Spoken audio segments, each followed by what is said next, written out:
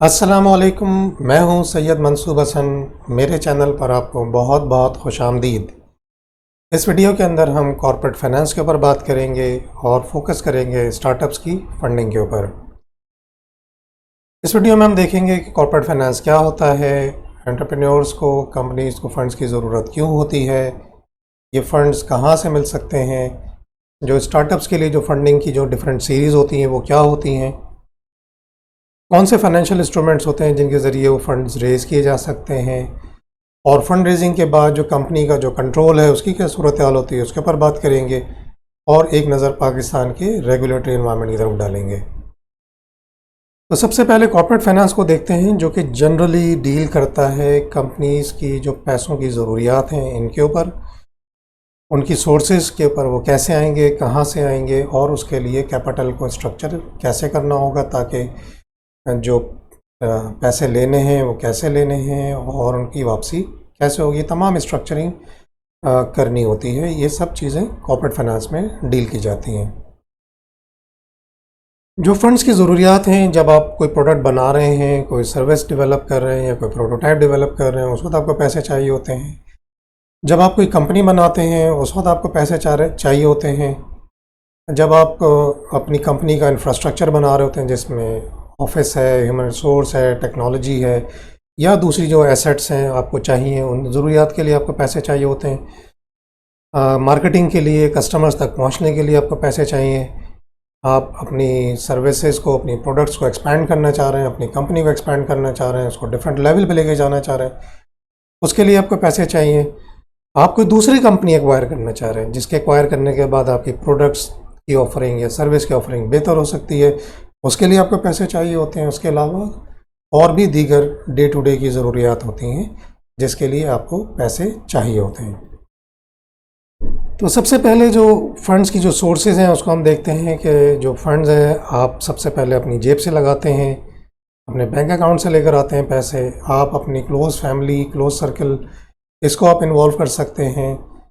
जो इनिशियल आप इन्वेस्टमेंट किसी दूसरे पर्सन से बाहर से लेते हैं उसे आप नॉर्मली एंजल इन्वेस्टर के तौर पे जानते हैं। वेंचर कैपिटलिस्ट हैं जो कि इमर्जिंग कंपनीज़ में इन्वेस्ट करते हैं। इसी तरह प्राइवेट इक्विटी है, वो भी इमर्जिंग कंपनीज़ में एक लेटर स्टेज के ऊपर इन्वेस्टमेंट कर रहे होते हैं। इसके अलावा दूसरी कंपनीज़ हैं जो कि वो भी स्टार्टअप्स को आगे बढ़ाने के लिए फंडिंग कर रही होती हैं। क्राउड फंडिंग के ज़रिए फंड रेज किए जाते हैं। दुनिया में क्राउड फंडिंग कॉमन है, पाकिस्तान में भी एनवायरनमेंट डेवलप हो रहा है। फाइनेंशियल इंस्टीट्यूशंस हैं वो भी आपको फंड्स प्रोवाइड कर सकते हैं। इसके अलावा स्टॉक मार्केट भी एक बड़ा प्लेटफॉर्म है फंड रेजिंग का। अब स्टार्टअप्स की जो फंडिंग है उसके ऊपर हम देखते हैं। तो स्टार्टअप्स के जो एंटरप्रेन्योर्स होते हैं सबसे पहले तो वो अपनी जेब से पैसे लेकर आते हैं, वो उसके ज़रिए कुछ काम स्टार्ट करते हैं। उसके बाद वो अपने क्लोज सर्कल को इन्वॉल्व करके, अगर वो उसमें इनको इन्वॉल्व करना चाहें तो उनके ज़रिए फंड रेजिंग करते हैं। फिर एक फर्स्ट इन्वेस्टर जो कि एंजल इन्वेस्टर, जो कि आपको ज़रूरत के बाद आपको फ़ंड प्रोवाइड करता है, वो आप इन्वेस्टमेंट ले रहे होते हैं तकरीबन कोई $5 लाख से $25 लाख की रेंज में। और इसके बाद जो आप सीरीज़ है, यानी फ़र्स्ट टाइम आप फिर किसी बड़ी इन्वेस्टमेंट की तरफ जाते हैं तो $25 लाख से $1 करोड़ ये आपको प्राइवेट इक्विटी और वेंचर कैपिटल से मिल रहे होते हैं। सीरीज़ बी में आप मज़ीद $1 करोड़ से $1.5 करोड़, सीरीज़ सी में मज़ीद $1.5 करोड़ से $2.5 करोड़। ये फिगर्स फाइनल नहीं है, ये स्टैटिस्टिक्स हैं जो कि मुख्तलिफ एक्टिविटीज़ जो इस तरह की हो रही हैं मुख्तलिफ ममालिक के अंदर, उनके अंदर जो एक रेंज है कि इस रेंज में इन सीरीज़ में पैसा रेज़ होता है, तो ये वो आपके सामने रखी गई हैं।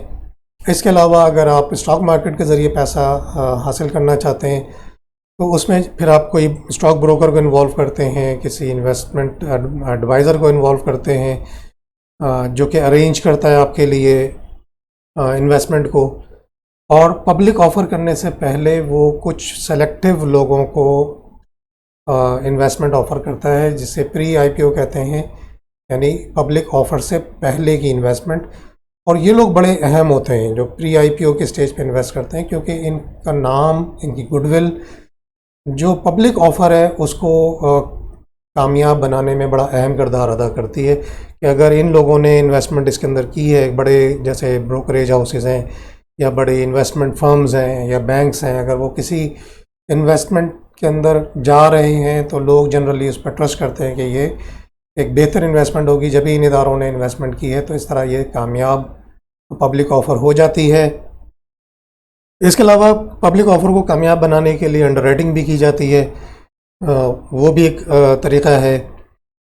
और प्री आईपीओ स्टेज के ऊपर आपने जो पैसा आप पब्लिक से रेज़ करना चाह रहे हैं, तो प्री आईपीओ के अंदर आप 10% से नॉर्मली 30% के दरमियान आप प्री आईपीओ स्टेज के ऊपर आप इन्वेस्टर्स को दे रहे होते हैं। जो बाकी जो बचता है वो फिर आप पब्लिक को देते हैं। यानी फ़र्ज़ करें आपने 20%, यानी आप 5 करोड़ फ़र्ज़ करें पब्लिक से रेज़ करना चाह रहे हैं, उसका 20% आप प्री आईपीओ यानी 1 करोड़ के ज़रिए आपने प्री आईपीओ से आपने 1 करोड़ रुपये ले लिया और 4 करोड़ आप जो है वो जनरल पब्लिक से रेज़ करेंगे। तो ये इस तरह रेशो जो है वो उसका डेवलप होता है। अब फाइनेंस रेज़ कैसे किया जाता है? फाइनेंस रेज़ करने के लिए तो सबसे पहले आपको एक कंपनी की ज़रूरत है, जो कि प्राइवेट लिमिटेड हो सकती है, पब्लिक अनलिस्टेड कंपनी हो सकती है और पब्लिक लिस्टेड कंपनी हो सकती है। इन तीनों कंपनीज़ के अपने बेनिफिट, जो टाइप ऑफ कंपनीज़ इनके अपने बेनिफिट्स हैं और अपनी लिमिटेशंस हैं, तो वो हम अपनी पिछली वीडियो के अंदर डिस्कस कर चुके हैं और मज़ीद आने वाली वीडियो के अंदर हम उनके ऊपर जहाँ जहाँ ज़रूरत होगी उस पर बात करेंगे। जो फाइनेंशियल इंस्ट्रूमेंट्स हैं जिनके ज़रिए आप फंड रेज़ कर सकते हैं, उसमें दो तरह के इंस्ट्रूमेंट होते हैं। एक एक्विटी इंस्ट्रूमेंट होता है और एक डेट इंस्ट्रूमेंट होता है। एक्विटी इंस्ट्रूमेंट के अंदर आप ऑर्डिनरी शेयर्स, जिन्हें कॉमन स्टॉक भी कहा जाता है, वो शामिल हैं। प्रेफर्ड शेयर्स या प्रेफर्ड स्टॉक वो शामिल हैं। डेट इक्विपमेंट के अंदर, डेट इंस्ट्रूमेंट के अंदर डिबेंचर्स हैं, बॉन्ड्स हैं, टर्म फाइनेंस सर्टिफिकेट जिन्हें टीएफसी कहा जाता है, सुकूक हैं जो कि इस्लामिक डेट इंस्ट्रूमेंट है वो है, या दूसरे लोन कॉन्ट्रैक्ट्स हैं जिनके ज़रिए आप फंड्स रेज़ कर सकते हैं। ऑर्डिनरी शेयर्स जो होते हैं, जो कि एक्चुअली ओनरशिप को डिटरमिन कर रहे होते हैं, इनकी भी डिफरेंट क्लासेस हो सकती हैं। इसके अंदर डिफरेंट क्लास के वोटिंग राइट्स डिफरेंट हो सकते हैं। वोटिंग राइट्स वाले शेयर्स भी क्लास हो सकती है, बग़ैर वोटिंग राइट्स वाली क्लास भी हो सकती है। और 1984 में जब कंपनीज ऑर्डिनेंस आया था, तो उस वक्त एक चीज़ पाकिस्तान के अंदर इस्टेब्लिश हो गई थी कि सिर्फ फुली पेड शेयर्स इशू किए जाएंगे, पार्टली पेड शेयर्स इशू नहीं किए जाएंगे। तो ये भी कंटिन्यूड है कि सिर्फ फुली पेड शेयर्स ही इशू किए जा सकते हैं। प्रेफर्ड शेयर्स, जैसा कि आप नाम से अंदाज़ा लगा सकते हैं कि इसको प्रेफरेंस हासिल है। प्रेफरेंस ऑर्डिनरी शेयर होल्डर्स के ऊपर प्रेफरेंस हासिल है, यानी जब प्रॉफिट होगा तो पहले प्रेफरेंस शेयर होल्डर्स को प्रॉफिट दिया जाएगा, उसके बाद जो बचेगा उसमें से फिर ऑर्डिनरी शेयर होल्डर्स को दिया जाएगा। इसी तरह जब कंपनी वाइंड अप हो रही होगी, कंपनी ख़त्म हो रही होगी, जब उसके एसेट्स को लिक्विडेट किया जा रहा होगा, तो उसमें भी पहले तमाम अदायगियाँ करने के बाद जब शेयर होल्डर्स को पैसे देने होंगे तो सबसे पहले प्रेफरेंस शेयर होल्डर्स को पैसे दिए जाएंगे, उसके बाद फिर ऑर्डिनरी शेयर होल्डर्स को पैसे दिए जाएंगे। तो प्रेफरेंस शेयर होल्डर्स को डिविडेंड में भी प्रेफरेंस हासिल है और लिक्विडेशन के अंदर भी उनको प्रेफरेंस हासिल है। प्रेफरेंस शेयर होल्डर्स को आमतौर पे फिक्स डिविडेंड दिया जाता है और ये पहले से तय होता है। फ़र्ज़ करें कि 5% डिविडेंड तय हुआ है, तो पहले प्रेफरेंस शेयर होल्डर्स को 5% दिया जाएगा, 5% से कम नहीं दिया जाएगा, 5% से ज़्यादा नहीं दिया जाएगा, फिक्स्ड 5% ही दिया जाएगा। और प्रेफरेंस शेयर्स की भी डिफरेंट सीरीज़ हो सकती हैं, यानी 5% प्रेफरेंस शेयर्स की भी सीरीज़ हो सकती है, 7% प्रेफरेंस शेयर्स की भी सीरीज़ हो सकती है, 9%, 10%, 12%, जैसा आपकी ज़रूरत है, जितनी आपकी कैपेसिटी है उसके हिसाब से उनकी सीरीज़ हो सकती है। यानी एक से ज़्यादा प्रेफरेंस शेयर्स की सीरीज़ भी हो सकती हैं। और प्रेफरेंस शेयर्स के पास स्पेशल वोटिंग राइट्स भी हो सकते हैं। ये सारा डिटरमिन करता है, डिपेंड करता है आपके और इन्वेस्टर के दरमियान जो एग्रीमेंट होता है उसके ऊपर। जो डेट इंस्ट्रूमेंट्स हैं उसके अंदर, जैसा कि हमने आपको बताया कि डिबेंचर्स, बॉन्ड्स, टीएफसीज और सुकूक शामिल हैं। ये सिक्योर्ड भी हो सकते हैं और अनसिक्योर्ड। सिक्योर्ड का मतलब ये है कि इसकी जो रिपेमेंट की गारंटी के लिए इसके साथ आपने कुछ एसेट्स को अटैच कर दिया है, उनकी श्योरिटी आपने उसके साथ अटैच कर दी है ताकि उनकी रिपेमेंट की गारंटी हो सके। जिनके साथ कोई श्योरिटी अटैच नहीं होती उन्हें अनसिक्योर्ड कहा जाता है। जिनके साथ कोई श्योरिटी, कोई कोलेट्रल मौजूद होता है उन्हें सिक्योर्ड इंस्ट्रूमेंट कहा जाता है। ये डेट इंस्ट्रूमेंट्स कन्वर्टेबल भी हो सकते हैं, डिपेंड करता है आपके और उनके इन्वेस्टर्स के एग्रीमेंट जो आपने इनिशियली जो इंस्ट्रूमेंट डिज़ाइन किया है उसके ऊपर, कि 2 साल के बाद 3 साल के बाद ये डेट इंस्ट्रूमेंट जो है वो शेयर कैपिटल में कन्वर्ट हो सकता है, ऑर्डिनरी शेयर्स में या प्रेफरेंस में, ये डिपेंड करता है। जो भी डेट इंस्ट्रूमेंट होता है उसके ऊपर फिक्स्ड इंटरेस्ट रेट होता है जो कि आप पीरियडिकली पे कर रहे होते हैं। वो क्वार्टरली भी हो सकता है, हाफ ईयरली भी हो सकता है और एनुअल भी हो सकता है। इसी तरह जो प्रिंसिपल है वो उसके रिपेमेंट के भी मुख्तलिफ तरीक़े हो सकते हैं। वो पीरियडिकल भी हो सकता है और मैच्योरिटी भी हो सकता है। यानी अगर आपने 5 करोड़ रुपए का इंस्ट्रूमेंट इशू किया है तो आप 1-1 करोड़ रुपए साल करके वापस भी कर सकते हैं, अगर एग्रीमेंट में इस तरह मैंशनड है। और आप 5 करोड़ रुपए 5 साल के बाद भी वापस कर सकते हैं कि अगर एट मैच्योरिटी इसकी रिपेमेंट करनी है तो।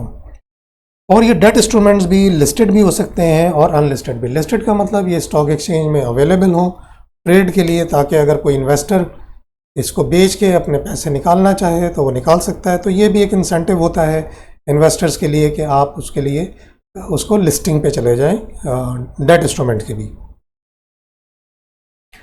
जो मुख्तलिफ लोन के कॉन्ट्रैक्ट्स होते हैं उसमें प्रोजेक्ट फाइनेंस शामिल है, उसके अंदर long term finance, long term loan जो कि स्पेसिफिक पर्पस भी हो सकता है, जनरल पर्पस भी हो सकता है,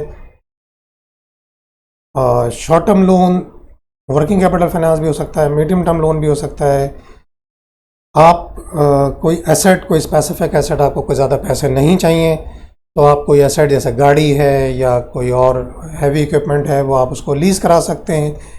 या आपने अगर पहले से लिया हुआ है और आपको मज़ीद पैसों की ज़रूरत है, ज़्यादा पैसों की ज़रूरत नहीं है, उस एसेट को वापस आप सेल एंड लीज बैक के ज़रिए फ़ंड रेज़ कर सकते हैं।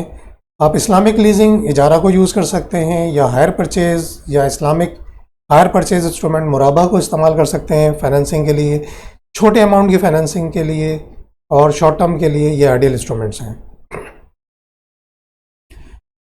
अब आ जाते हैं कैपिटल स्ट्रक्चरिंग के ऊपर। अब ये विजडम के ऊपर, एग्रीमेंट के ऊपर डिपेंड करता है, आपके स्पॉन्सर्स की, आपकी कंपनी के प्रोमोटर्स की, उसके इन्वेस्टर्स की, और जो प्रोस्पेक्टिव इन्वेस्टर्स हैं उनके ऊपर कि वो किस तरह इस कंपनी का कैपिटल स्ट्रक्चर देखना चाहते हैं।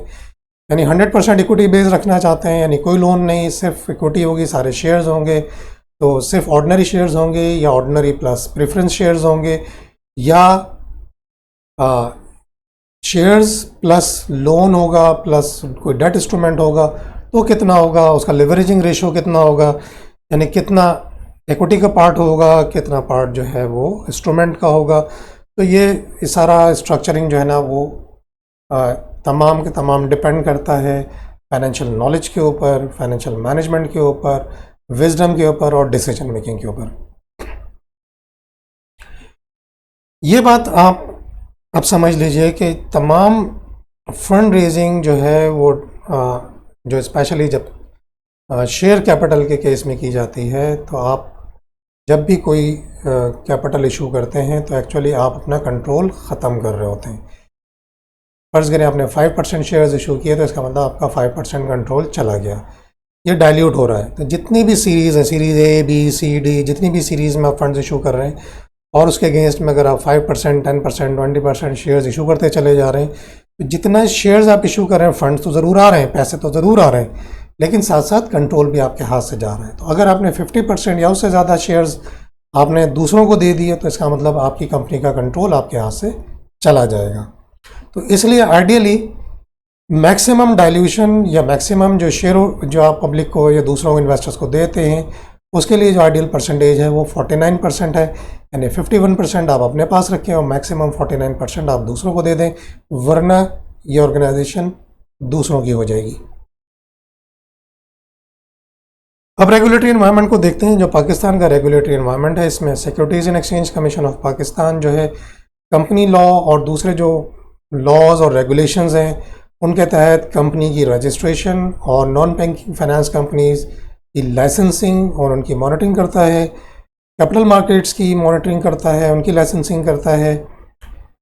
स्टेट बैंक ऑफ पाकिस्तान जो है वो सिर्फ banks, micro finance banks, exchange companies और जो पेमेंट प्रोसेसर्स हैं इनकी लाइसेंसिंग और इनके जो फाइनेंशियल ट्रांजैक्शंस हैं इनकी मॉनिटरिंग करता है। ये banks, micro finance banks, exchange companies और पेमेंट प्रोसेसिंग कंपनीज़ ये पहले कंपनी के तौर पर रजिस्टर होती हैं, एसएससीपी के पास, और फिर इनकी लाइसेंसिंग होती है स्टेट बैंक से। तो इनके दो रेगुलेटर होते हैं, यानी स्टेट बैंक और securities and exchange commission of Pakistan. इसके बाद तीसरा रेगुलेटर है जो कि पाकिस्तान स्टॉक एक्सचेंज है।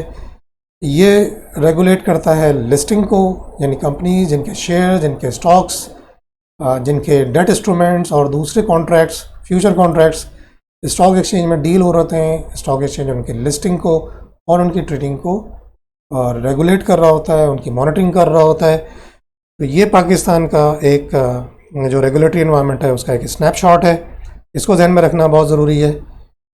उम्मीद है इस मुख्तसर वीडियो के ज़रिए आपको कॉर्पोरेट फाइनेंस को समझने में मदद मिली होगी। स्टार्टअप्स की जो फंडिंग है उससे रिलेटेड जो भी मामलात हैं उसको समझने में थोड़ी मदद मिली होगी। इस हवाले से अगर आपको मज़ीद कोई मालूमात चाहिए, आपको हमारी सर्विसेज की ज़रूरत है, तो मंसूब एंड कंपनी के कॉन्टैक्ट्स आपकी स्क्रीन पे मौजूद हैं, वीडियो के डिस्क्रिप्शन में भी अवेलेबल होते हैं। आप उनके ज़रिए हमसे रब्ता कर सकते हैं। मंसूब एंड कंपनी 1995 से कंपनीज़ के लाइफ साइकिल के हर फेज़ के अंदर उनकी मदद करती चली आई है, चाहे वो आइडिएशन का फ़ेज़ हो, चाहे वो क्रिएशन का फ़ेज़ हो, चाहे वो ऑपरेशंस का फ़ेज़ हो, या ग्रोथ और ऑप्टिमाइजेशन का फ़ेज़ हो। मंसूब एंड कंपनी हर स्टेज के ऊपर कंपनीज़ की मदद करती चली आई है। आप हमसे रब्ता कर सकते हैं।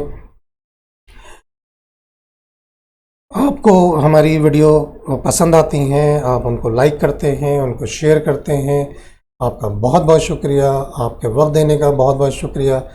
इंशाल्लाह हमारी जो अगली वीडियोस हैं वो पाकिस्तान के फाइनेंशियल सेक्टर, जिसमें नॉन बैंकिंग फाइनेंस कंपनीज़, मुदारबाज बैंक्स और पाकिस्तान स्टॉक एक्सचेंज शामिल है, और भी जो दीगर जो फाइनेंशियल सेक्टर के की कंपनीज़ हैं जो, और उनके जो प्लेयर्स हैं, इंशाल्लाह हम कोशिश करेंगे कि उन सब के ऊपर वीडियोस बना के आपके साथ शेयर करें। आपके तवज्जो देने का बहुत बहुत शुक्रिया। इंशाल्लाह आपसे जल्द ही अगली वीडियो के साथ मुलाकात होती है। अल्लाह हाफ़िज़।